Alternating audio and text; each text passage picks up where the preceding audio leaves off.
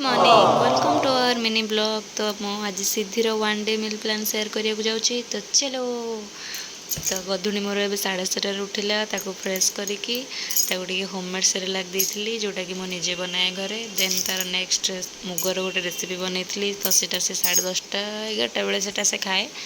तो बहुत भल लगे तार बहुत फेवरेट से तो बहुत एंजॉय करिकी से खाए। देन तार नेक्स्ट लंच रे बनई खिचड़ी सब वेजिटेबल्स और डाली सब पकई खिचड़ी बनई से खाई से 2:30 टाइम रे से खाए। ताकू भी सेटा से भाया चलो।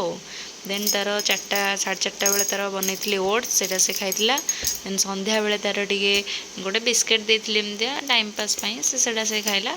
देन तार 8:30 बेले डिनर रुटी क्षीर। गुड नाइट शुई पड़ा आ कौन।